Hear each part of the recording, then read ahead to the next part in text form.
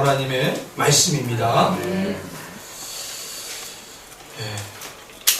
인생의 풍랑이 닥칠 때라는 제목 가지고 여러분들에게 말씀 전할 때 오늘 우리에게 주시는 귀한 말씀이 여러분의 심령 가운데 새겨지기를 바랍니다. 예수님께서는 광야의 기적을 행하신 후에 무리를 보내시는 동안에 제자들을 재촉하여 배를 타고 앞서 건너편으로 가게 하시고 무리를 다 보내신 후에 기도하러 산에 올라가서 해가 저물도록 거기 혼자 계셨습니다. 그런데 예수님의 제자들이 배를 육지에서 술이나 떠나서 가는데 바람이 거스르면서 풍랑으로 말미암아 고난을 당하게 된 것입니다. 이처럼 그들에게 풍랑이 닥쳤을 때 예수님께서 어떻게 극복하게 하셨는가를 보면서 우리도 인생의 풍랑을 어떻게 극복해야 하는지 이 시간도 들려주시는 하나님의 음성을 함께 들을 수 있기를 바랍니다. 첫 번째는 예수님을 모시고 살아야 한다는 거예요. 예수님을 모시고 살아야 한다. 먼저 본문 25절을 다 함께 읽겠습니다. 25절 우리 같이 읽겠습니다. 밤 사경에 예수께서 바다 위로 걸어서 제자들에게 오시니 아멘. 제자들의 배가 10여리쯤 나갔을 때였습니다. 그러니까 거리상으로 한 4.5km 정도, 조금 더 우리가 하자면 한 5.6km 정도, 그 정도의 거리로 배가 이제 떠난 거예요.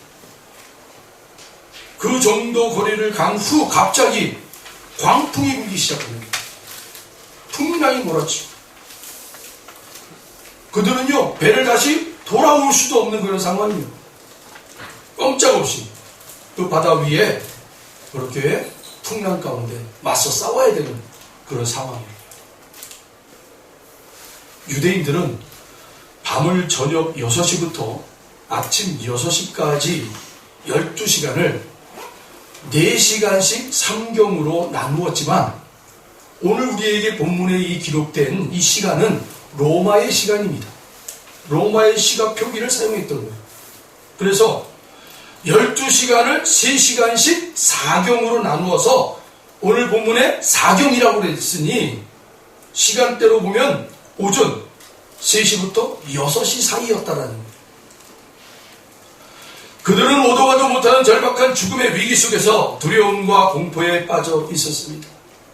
그런데 그 깊은 밤중의 위기 상황 속에서 예수님께서 바다 위를 걸어 제자들에게 다가오심으로 풍랑의 위기를 극복해 나가게 됩니다. 그렇습니다. 우리도 고통스러운 바다와 같은 인생을 살아갈 때 아무리 무서운 풍랑을 만나도 예수님을 모시고 나서부터 이겨낼 수 있는 것입니다. 왜냐하면 마태복음 16장 16절에 시몬 베드로가 대답하여 이르되 주는 그리스도시요 살아계신 하나님의 아들이십니다 라고 그의 신앙을 고백하였듯이 예수님은 영원한 대제사장이고 대선지자이시고 만왕의 왕이신, 그래서 우리를 구원해 주시는 그리스도, 즉 기름 부음을 받은 자 구세주이기 때문입니다. 뿐만 아니라 하나님의 아들이셔서 무한한 은혜와 능력과 축복의 소유자로서 우리 인생의 모든 문제를 풀어가실 수 있는 당사자이기 때문입니다.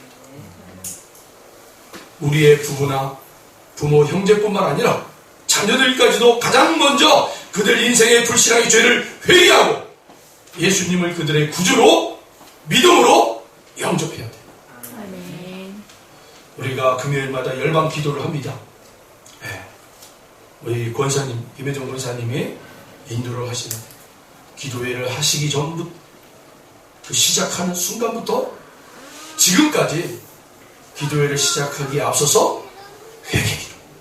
하나님, 우리가 회개기도 합니다. 우리의 가슴을 치고 우리의 심령을 치며 그렇게 회개기도 하면서 하나님 앞에 나갑니다. 여러분, 회개기도가 없으면 안 돼요. 회개기도를 하셔야 돼요. 하나님, 오늘도 하나님과 함께하지 못한 죄, 하나님과 동행하지 못한 죄, 세상의 안목의 종욕에 빠져서 그렇게 살아갔던 죄, 이생의 자랑을 품었던 나의 죄, 육체의 종욕을 따라갔던 나의 죄, 그 고백하는 거예요. 그런데 여러분, 오늘날 우리 자녀들, 청소년들, 청년들 회개 기도하라고 그러면요, 안 해요. 뭔 회개 기도? 와닿지 않는다. 회개 기도. 사도행전 3장 19절에 그러므로 너희가 회개하고 돌이켜 너희 죄 없이 함을 받으라. 이같이 하면 새롭게 되는 날이 주 앞으로부터 이를 것이요 라고 얘기했어요. 분명히 하나님의 약속을 우리에게 해주셨어요. 회개 기도할 때마다 새로운 그런 우리의 은혜를 허락해 주신다. 영국의 풍자 소설가인 테리 프레쳇과 뉴베리상 수작 작가인 영국의 닐 게이몬이 쓴 멋진 징조들이라는 책이 있습니다. 이 책은 사탄 마귀와 악령들을 다룬 영화 오멘을 패러디한 책입니다. 사탄 마귀가 이 세상을 멸망시키기 위해 악마의 아이를 이 세상의 역사의 자리에 보내는 거예요. 네. 그리고 그 사탄 마귀의 아이를 통하여 이 세상을 멸해버리겠다. 이런 계획을 가지고 이 땅에 사탄 마귀가 자신의 자식을 보내는 거예요. 아이고, 그런데 웬일이에요. 사탄 마귀가 실수를 해버렸네. 영국의 한 시골 마을에 믿음 좋은 가정에 이 아이가 태어난 거예요. 그래서 이 아이가 부모님의 신앙을 잘 물려받고 부모님의 그 신앙의 모습을 잘 본받아서요, 이 사탄 아이가 아주 누구보다도 신앙심이 좋은 아이로 자라난 거예요. 그러니까 마귀 사탄의 계획이 틀어져 버린 거예요. 아니, 이 아이를 통해서 이 세상을 멸해버리려고 했는데, 아니 어떻게 틀어져가지고 믿음 좋은 가정에 이 아이를 보내서 이 아이가 성장하는데 믿음으로 훈련이 잘 되어진, 오히려 하나님 나라 믿음의 군사가 된 거예요. 기가 막힌 일이죠. 이 책의 이야기는요, 우리에게 무엇을 말씀하는 겁니까? 이 시대의 크리스찬들의 가정에 믿음의 자녀들에게 부모님들이 잘 믿음을 가르쳐야 된다. 네. 믿음의 가정에 믿음의 자녀들에게 믿음이 잘 흘러가서 정말 다음 세대에 책임질 만한 믿음의 일꾼들로 세워야 된다. 그 이야기를 강조하고 있는 거예요. 그렇습니다, 여러분. 이 시대는요, 정말 믿음의 가정이 중요합니다. 무엇보다 가정을 세워야 돼요. 무엇보다 이 믿음의 가정을 세워야 돼요. 무엇보다 이 믿음의 가정을 통해서 믿음이 여러분 흘러가야 돼요. 그래서 다음 세대에 주님 오실 그날까지 여러분 이 지상명령 하나님의 나라를 세워가는 일에 믿음의 가정들이 여러분 주축이 돼야 돼요. 할렐루야. 옛날 조선시대의 9대 왕이며 연산군과 정종의 아버지인 성종과 똑같은 사주를 가진 여자가 있었다고 그래요. 자기와 똑같은 사주를 가진 그 여자가 살아온 인생이 궁금해서 성종이 그녀를 불러 궁으로 데려왔어요. 그리고는 그 여인에게 너의 그 사주가 나랑 똑같으니 한번 너의 인생을 한번 풍자해봐라. 얘기해보라는 거예요. 너의 인생을 한번 얘기해봐라. 이 여인이요, 얘기를 하는데 이 성종이 세자로 책봉되는 날, 그날에 그 연도에 이 여인은 아버지가 죽어요. 그래가지고 과부집에 외동딸이 돼서 아주 힘들게 살아간 거예요. 그리고 이 성종이 임금으로 등극하는 해에 이 여자는요, 남편을 또 먼저 보내서 천하의 과부가 돼요. 그 이야기를 성종이 듣고는 한마디를 합니다. 이 세상에 믿을 게 아니라 못 믿을 게 바로 이 사주팔자구나. 사주팔자. 믿을 게 아니라는 거예요. 그런데도 아직도 이 사주팔자에 목매이는 사람들이 있어요. 아직도 이 21세기 현대사회를 살아가고 있는 이 시대에도 이 사주팔자를 보는 사람들이 있더라고요. 특별히 자녀의 결혼을 앞두고 있는 부모님들이 사주팔자. 요즘 또 TV에서는 얼마나 이 사주팔자와 또 점치는 것들이 아주 그냥 넘쳐나요, 넘쳐. 그 어느 때보다 우리의 정신을 혼미케 하는 그러한 세대에 우리가 살고 있어요. 하나님의 영으로 여러분, 특별히 우리는 이 우리의 정신을 혼미케 하는 세력으로부터 여러분 우리의 생각들을 지켜내셔야 됩니다. 하나님의 영으로 충만하시고 하나님의 말씀으로 여러분 분별하시고 거짓에 속지 마시기 바랍니다. 특별히 청년들이요, 요즘 길거리 갈 때마다 재미로 보는 타로점이 있어요. 타로점. 타로점이 뭐냐? 카드예요, 카드. 카드 같은 걸로 점을 쳐주는 거예요. 이런 거 재미삼아 해요, 청년들이. 근데 또 기가 막히게 잘 맞는데 귀신의 장난이죠. 요즘 거리마다 귀신의 장난짓거리가 많단 말이에요. 하나님의 교회와 성도님의 가정이 바로 세워질 이유가 바로 거기 있는 거예요. 아멘. 우리가 다른 누구보다도 사랑하는 가족들을 구원하고 치유하고 양육하는 것이 가장 힘들다고 그래요. 그걸 또 어제 우리 이하나수 집사님이 저한테 강조하시는 거예요. 가족 구원이 가장 어려운 거다. 그러나 가족 구원을 포기하면 안 된다. 그래서 목사님, 형제가 몇 명이에요? 사모님, 형제가 몇 명이에요? 전도해야 돼요, 전도.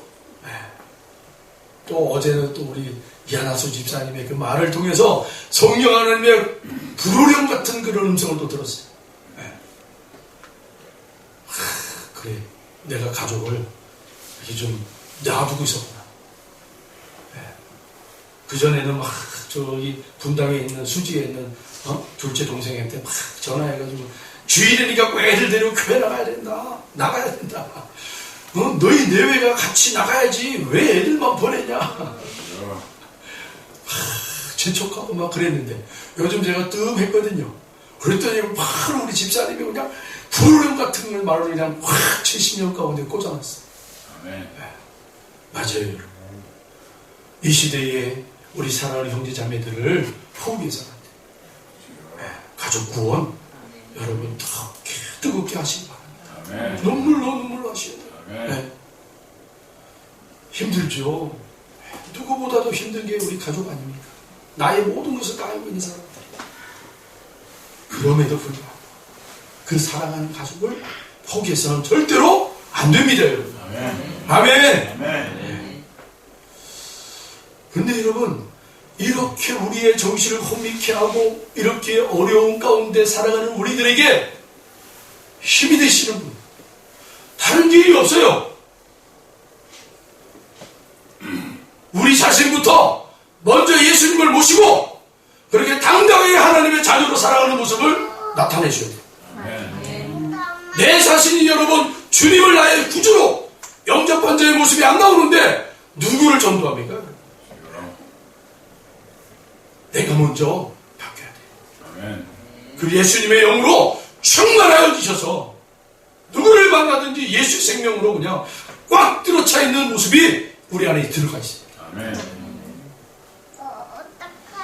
그러면 반드시 여러분 변화가 될 줄로 믿습니다. 두 번째는요, 아무것도 두려워하지 말아라 라는 거예요. 아무것도 두려워하지 말아라. 제가 참 연약한 존재예요. 그래서 우리 교회에 보면 말씀들이 몇 개 없지만 말씀들이 탁탁 있는 거 보면 다 내게 능력 주시는 자 안에서 내가 모든 것을 할 수 있다. 또 저기 뭐예요?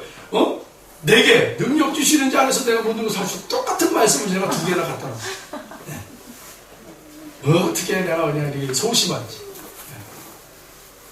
그 말에 그냥 휘둘리는지. 근데 우리 하나님께서 말씀하십니다. 아무것도 두려워하지 말아라. 오늘 본문 27절 같이 읽어봅니다. 27절입니다. 예수께서 즉시 이르시되 안심하라. 나니 두려워하지 마라. 예수님께서는 풍랑을 만나 죽음의 두려움 가운데 빠져있는 제자들을 그냥 내버려 두지 않고 바다 위를 걸으셔서 제자들에게 찾아오셨습니다. 그러자 제자들이 깊은 밤중에 예수께서 바다 위로 걸어오시는 것을 보고 너무도 놀라서 그냥 툭 튀어나온 말이 뭐예요? 귀신이다, 유령이다 라고 얘기하는, 무서워서 소리 지르는 거예요. 그때 예수님께서는 즉시 안심하라. 나니 두려워하지 말라. 제자들이 그 무서운 풍랑까지도 능히 이겨낼 수 있도록 위로하시며 마음을 굳게 해주셨습니다. 우리의 인생도 끊임없이 풍랑이 닥쳐올 때에 쉽게 안절부절 못하며 불안해하고 이겨낼 수 없음에 두려워하고 모든 것을 포기하고 낙심하고 절망해버리는 것이 우리 인간들인 거예요. 우리 인생들이. 그러나 항상 기억해야 할 것은 인간의 절망은 하나님의 새로운 희망이라는 것을 잊지 마십시오. 주님께서 무섭게 몰아치는 바다 위를 걸어오셨어요.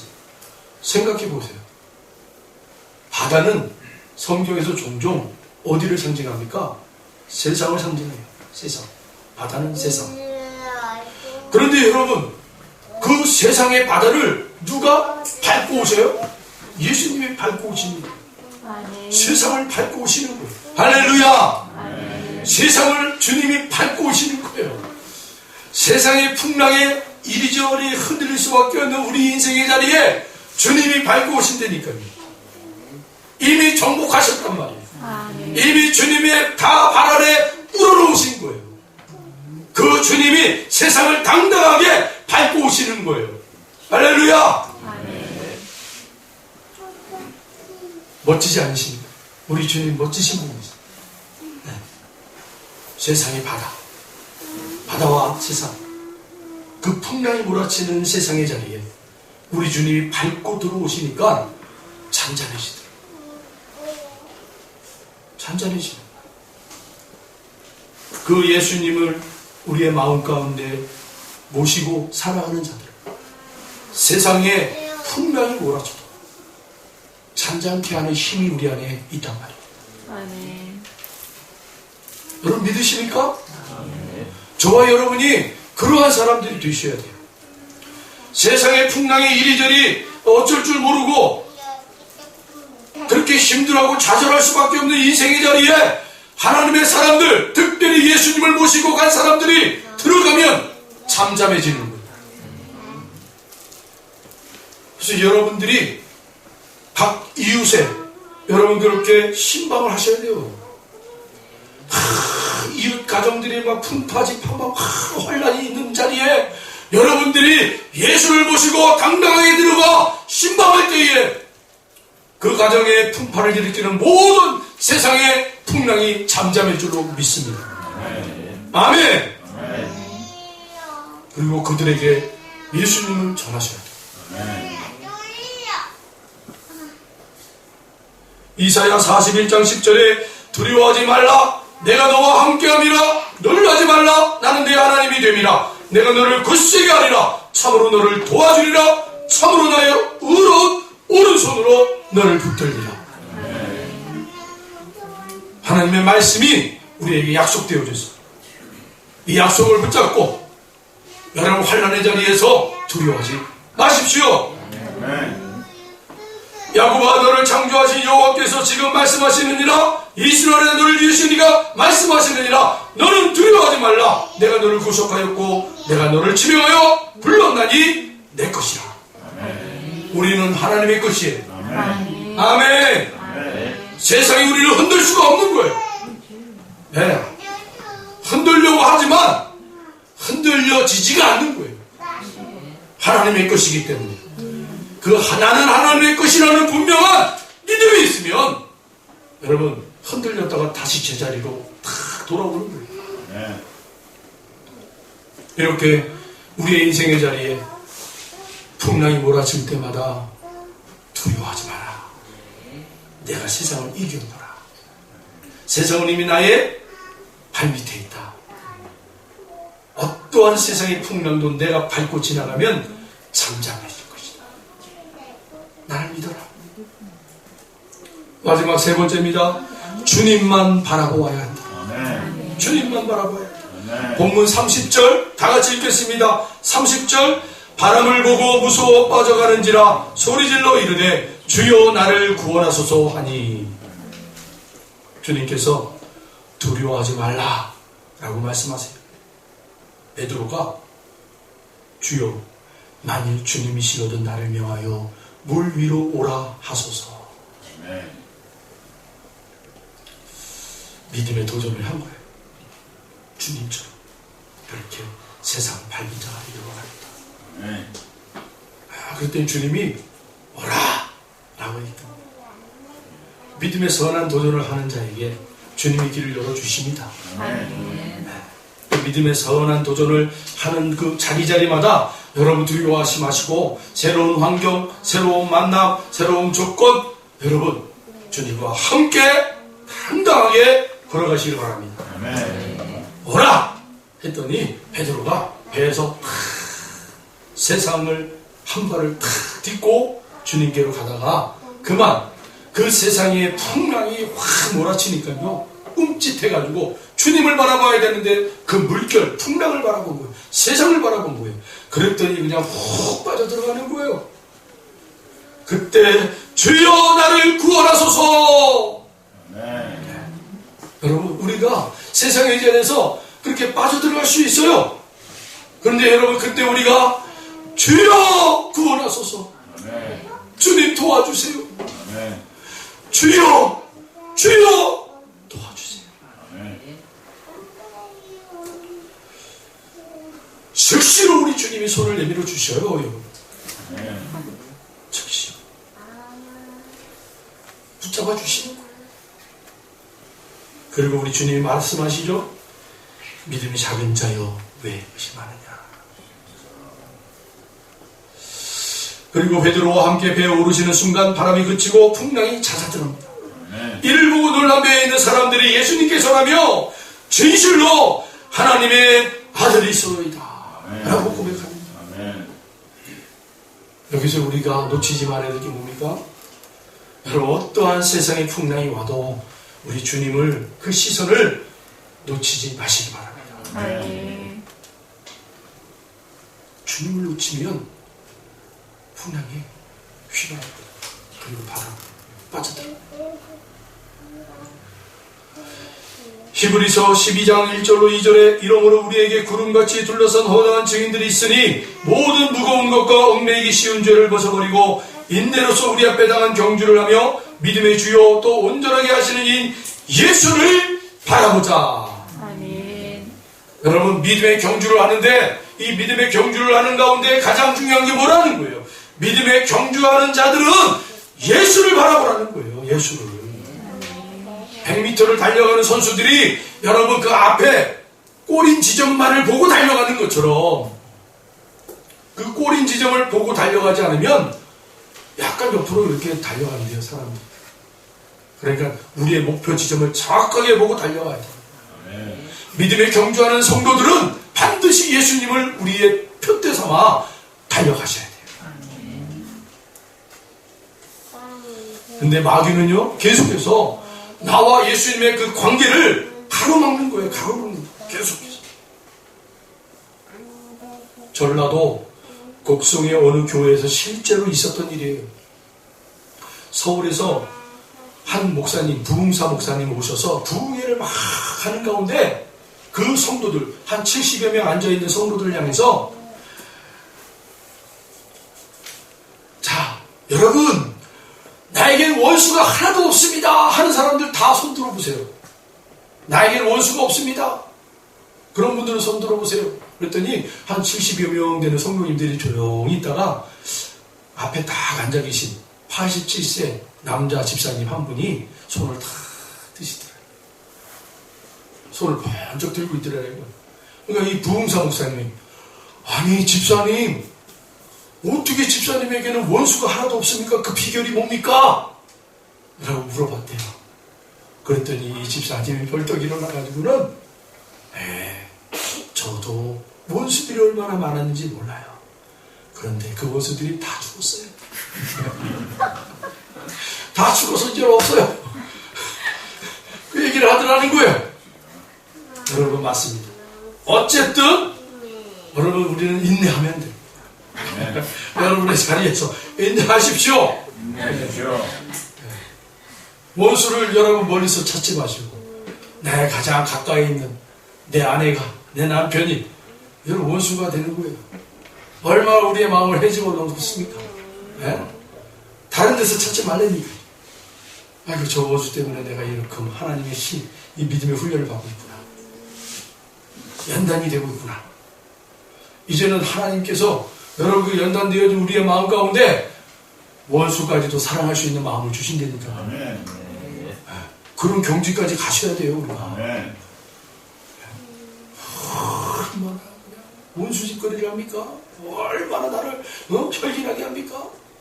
그럴 때마다 하나님, 나의 이 마음을 헤집어 놓은 하나님의 사랑으로 충만케 되어서 나는 도저히 품을 수 없는 저 인간을 하나님의 사랑으로 품게 해주시옵소서.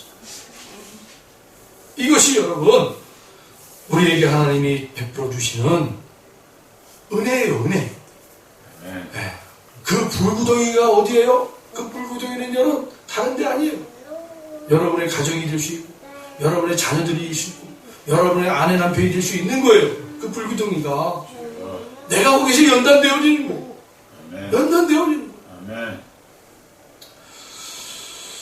한때 우리나라를 대표하는 가수요, 작사, 작곡가요, 영화배우요, 기획자요, 음악감독이었던 이 뮤지컬 배우 윤복희 권사님 혹시 아시죠? 네, 윤복희 권사님. 이 유랑기 목사님과 윤영기 목사님의 동생으로 파란만장한 인생의 세월을 살아왔어요.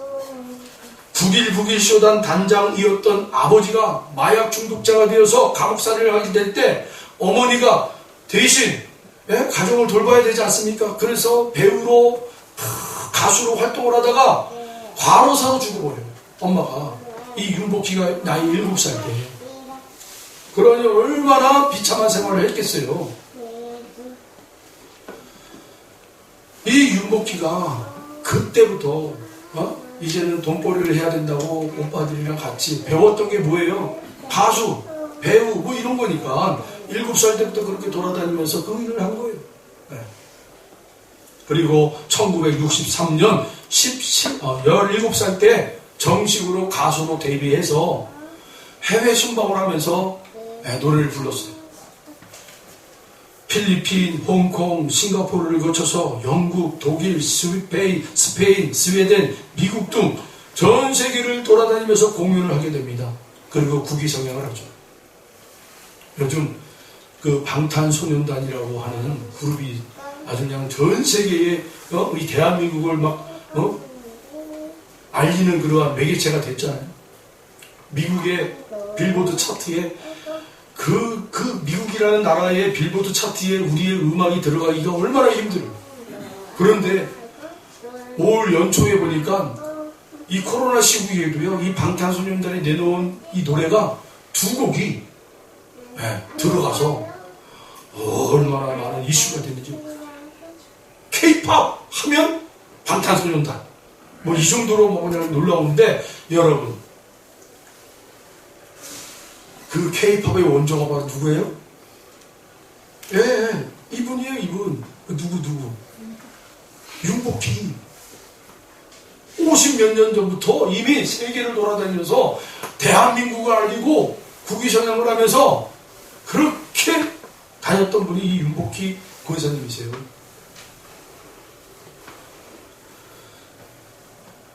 파란만장한 삶을 살았다고 그랬잖아요. 22세의 어린 나이에 가수 유주용 씨와 결혼해가지고 한데 행복한 삶을 살았어요. 그런데 성격 차이와 경제적 갈등과 특히 이제 핵심적인 그 한 방을 맞는데 그게 가수 남진 씨와 스캔들 이게 이제 터져가지고 이거를 극복하지 못해서 이혼하게 됩니다. 그리고 그의 나이 30세 때 남진 씨와 다시 재결합을 해서 행복한 삶을 살려고 했지만 막 그냥 그 남진 씨의 그 극성 팬들 있잖아요. 그 악성 부모가 늘 이 윤복희 씨를 괴롭혔어요. 그 결국에는 3년 만에 파혼을 합니다. 그러고 나서 엄청난 고통과 외로움과 그러한 가운데 주님을 만나죠. 특별히 그녀가 2번이나 이혼을 하며 말할 수 없는 인생의 풍랑 속에서 불행과 고통의 눈물을 흘릴 때 동생을 위로하기 위해서 오라버니 윤한기 목사님이 주님의 사랑의 손길을 느끼면서 지어낸 곡이 그녀가 불러서 히트한 여러분이라는 노래예요. 이 노래는요 1979년 제2회 서울국제가요제에서 대상을 수상합니다. 그 가사를 보면요 사실은 주님을 향한 노래예요. 주님을 향한 노래. 제가 좀 못 부르지만 한번 불러볼게요. 내가 만약 괴로울 때면 내가 위로해 줄게. 내가 만약 서러울 때면 내가 눈물이 되리. 이런 노래예요. 여러분 아시죠? 다 여러분. 내가 만약 외로울 때면 내가 친구가 될게. 내가 만약 기쁠 때면 내가 웃음이 되리. 후렴구에 어두운 밤 험한 길 걸을 때 내가 너의 등불이 되리. 허전하고 쓸쓸할 때 내가 너의 벗 되리라. 나는 너의 영원한 형제야. 나는 너의 친구야. 나는 너의 영원한 또래야. 나는 너의 기쁨이야.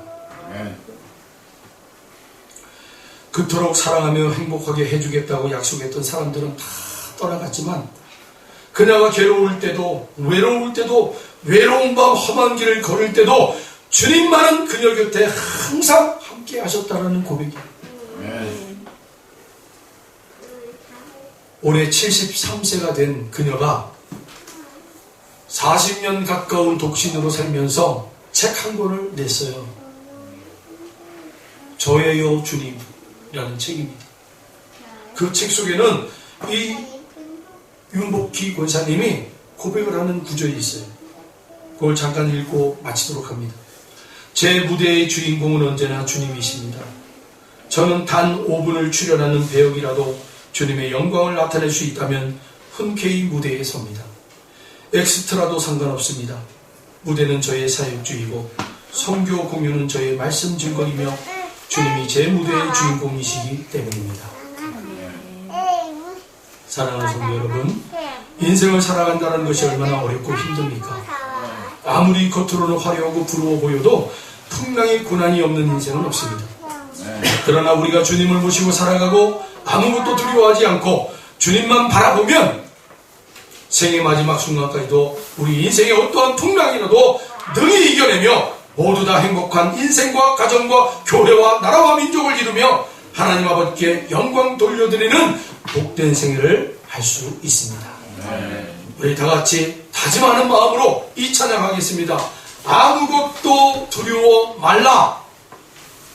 우리 기타 반주 해주십니다. 가사는 여기 있습니다, 여러분.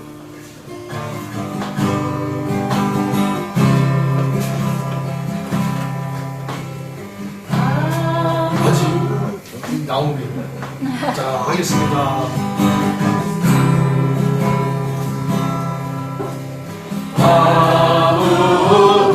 아무것도 두려워 말라. 주 나의 하나님이 지켜주시네. 놀라지 마라. 겁내지 마라. 주님 나를 지켜주시네. 아무것도